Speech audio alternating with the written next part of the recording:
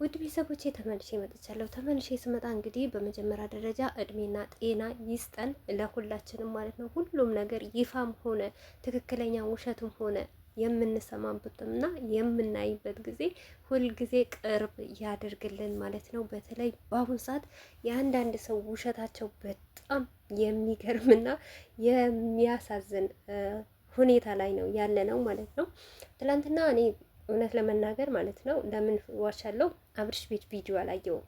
ምን እንደሆነ ምን እንጃ አላውቅም። ስለምንም እንደሚያወሩ አላወቅኩም። ነገር ግን ያው በስልኬ ላይ ሲገባ ታምሌቶ እንዳየሁት የሄርሜላ ታላቅ እህት መታ አስታረቀችን የሚል ታምሌት ነው ያየሁት።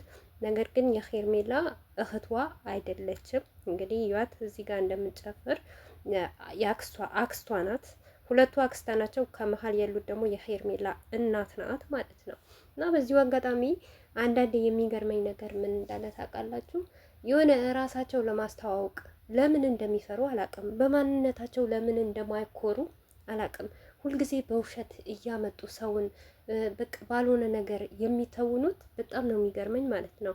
አሰላሙ አለይኩም ወራህመቱላሂ ወበረካቱ። ውድ ቤተሰቦች ሰላም ሰላም ብያለሁ። እያላችሁበት ሰላማችሁ በዘዘት ተረፍረፍ ይበልልኝ።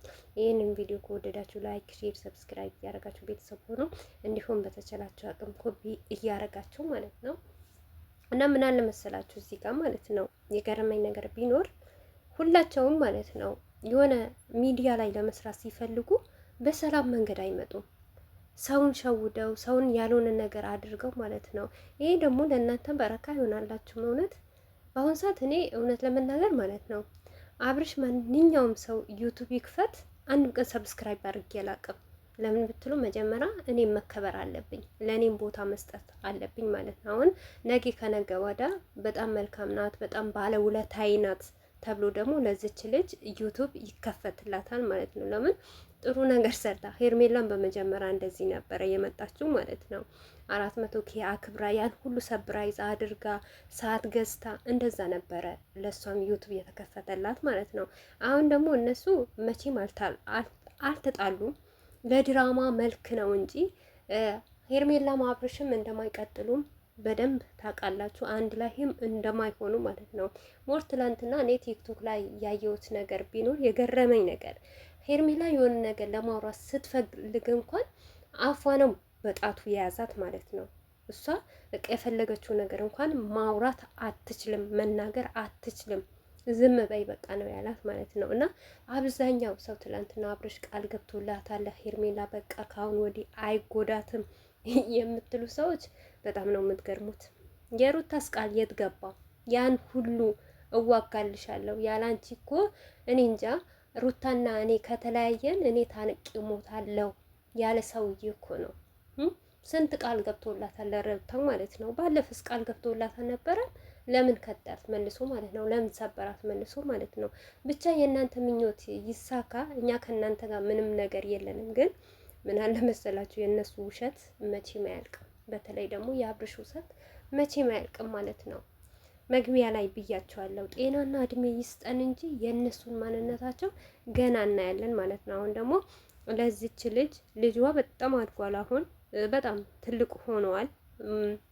የልጇ ፈቶ ራሱ ተልኮልኛል፣ ግን እኔ ማስገባት ስላልፈለግኩ ነው ማለት ነው። አሁን ዋነኛው ነገር ማለት ነው እኛ በጣም እቃ በቃ ታውቃላችሁ፣ ሰው አድርገን አያዩንም። እኔ ትላንትና ለዚህ ነው እንከበር። አንድ ሰው በማይፈልገን ቦታ መቀመጥ የለንም። አንድ ሰው ክብር ሲሰጠው ነው ለሰውን ክብር የምትሰጡት። እኛ ለአብርሽም ሆነ ለሩታም በጣም ክብር ሰጥተናቸው ከራሳችን በላይ ወደናቸው አድንቀናቸው ይኸው 4 ዓመት በሙሉ ነበርን። ነገር ግን አሁን እሱ ከሩታ ህይወት ከወጣ በኋላ እኛ አብርሽ ጋር ምንም የምንሰራ ነገር የለም። ምንም አይነት ነገር አትንኩት፣ አትስደቡት ያልኳችሁ ለዚህ ነው ማለት ነው። በቃ እኛ አንፈለግም። በማንፈለግበት በምንሸወድበት ቦታ ውሸት በምናወርበት እና እኛ ተከታታይ ኦዲየንስ ሆነን የምንከታተለው ለእኛ ትክክለኛ መረጃ ወይም ለህይወታችን የሆነ ትምህርት ማንወስድበት ቦታ በማይመጥነት ቦታ መቀመጥም መስማትም የለብንም ማለት ነው። ይሄንን ነገር ብዙዎቹ ትላንትና ማስተያየት ሲሰጡበት ነበሩ የሩታ እህቶች። እና በዚሁ አጋጣሚ ሁላቸውም ይሄንን ነገር ነው የሚፈልጉት ማለት ነው። የትኛውም ቦታ ቢሆን ሩታ ተከብራ ራሷን አክብራ ነው እንጂ ከአብርሽ ከአሁን ወዲህ ማናችንም ምንም አንፈልግም ማለት ነው። አንድ ሰው ሲከበር ነው ሰውን የምታከብሩት፣ ሰውን የምታበረታቱት ያ ሰው ለእናንተ ቦታ ሲሰጣችሁ ነው ማለት ነው። ነገር ግን አሁንም ቢሆን እኔ ታያላችሁ ሰላም አይወርድም። ከዚህም የበለጠ ሚስጥር ገና ሊወጣ ይችላል። ብዙም ነገር አለ በነገራችን ላይ ማለት ነው። እኔ አንድ ነገር ልንገራችሁ ማለት ቡዝዬ አሁን በመጀመሪያ ቲክቶክ ስትመጣ ማለት ነው አካውንቷ በሌላ ሰው ነበረ፣ መልሳ ቀየረችው። ኢንስታግራምም እንደዛው ማለት ነው። ኤፍሬም ቡዝዬ አባታቸው እኔ እንጃ የሆነ ስም ነበረ የሚለው ነገር ግን ሰው ሲነቃባቸውና የሆነ አንድ ቪዲዮ ትክክለኛ የሆነ መረጃቸው ሲወጣ ማለት ነው ቶሎ ብለው ነው የሚቀይሩት ማለት ነው። ቶሎ ብለው ነው የሚያጠፉት። እና ቆይ እኛንስ ይዋሹ ፈጣሪያቸው እንዴት ነው የሚዋሹት? ከፈጣሪያቸው ነገ እንዴት ነው የሚግባቡት? እኔ የሚገርመኝ እኮ ይሄ ነው። አንድ ሰው ለገንዘብ ብቻ መኖር የለበትም። በቃ ሰውንም ማክበር ካልሆነ ፈጣሪውን መፍራት አለበት። የነገ ቤቴስ ምንድን ነው ይዤ የሚሄደው የሚባል ነገር እኔ እውነቴ ነው የምላችሁ ለእነሱ ፋንታ እኔ እያፈርኩ ነው ከምር።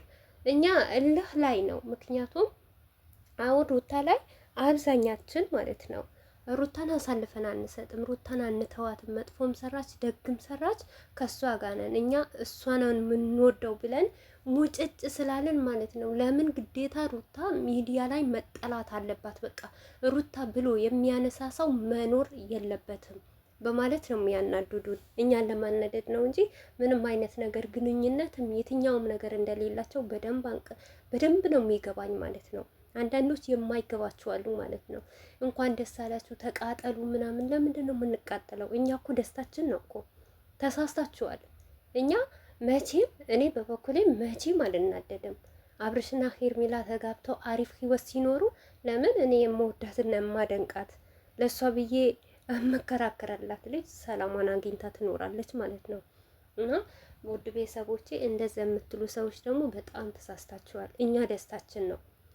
ከምሬ ነው የምላችሁ። ምክንያቱም የማይመጥናችሁ ሰው በህይወታችሁ እየመጣ እየሄደ በዚህ ዛሬ ይሄ ነው ያ ነው የሚል ሰው በህይወታችሁ መኖርም የለባችሁም። በቃ ህይወት ይቀጥላል እኮ።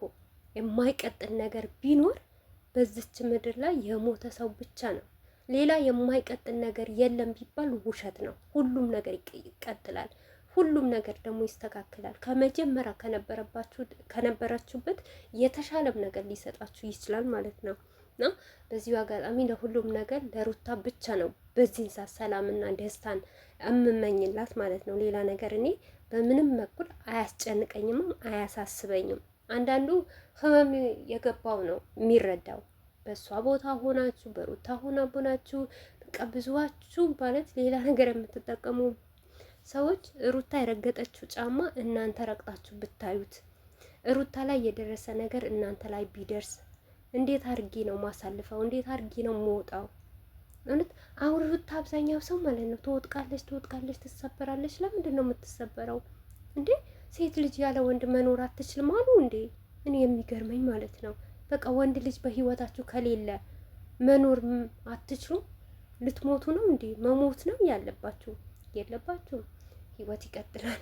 ሩታይም ደግሞ ከዚህ የተሻለ ያማረ ህይወት ከዚህም የበለጠ የሚያከብራት የሚሳሳላት አንቺ ምናልሽ የሚላት እሷ ደግሞ አንተ ምናልክ የምትለው የሚስማሙ አብርሽ ብቻ አይደለም ወንድ። ተሳስታችኋል።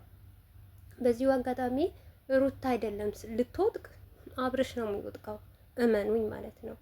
የትኛውን ቦታ ብትሄዱ መልካም ነገር የሰራ ሰው ለሰው ጥሩ ነገር ለሰው ዝቅ ያለ ሰው መቼም አይወጥቅም። ለማንኛውም ባይ ባይ።